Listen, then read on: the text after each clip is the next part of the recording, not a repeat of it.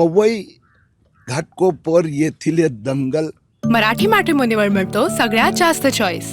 मराठी मॅट्रिमोनीने लाखो स्थळं जुळवली आहेत. यापेक्षा चांगली गोष्ट काय असू शकते? मराठी माणसांची नंबर 1 चॉईस मराठी मॅट्रिमोनी. आरक्षित सुरक्षित दंगल, त्यांना इथला कोणतरी बिल्डर, कॉन्ट्रॅक्टर आणि महापालिका कुर्ला एल वॉर्डचे अधिकारी तिघांनी मिळून जे सत्यानाश गेल्या काही दिवसात एवढा मोठा रस्ता तयार केला, शेकडो झाडाची तोडफोड केली आणि तक्रार केल्यानंतरही महापालिका दुर्लक्ष करीत आहेत. आज आम्ही पोलिसला तक्रार दिली आहे.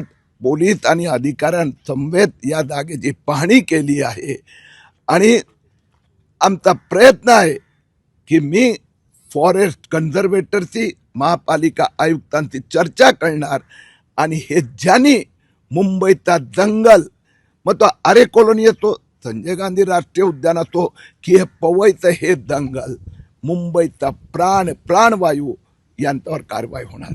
तुम्ही आरे कॉलेज देखील गेले होते, तिथे देखील अशी वृक्षतोड तुमच्या समोर आली.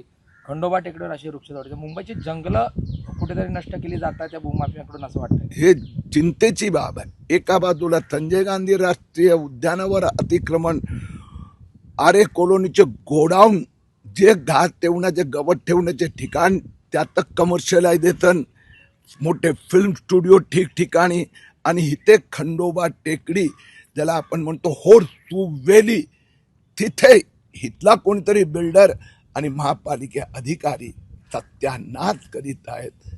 हे दंगल सुरक्षित ठेवण्याची जबाबदारी आमची आहे.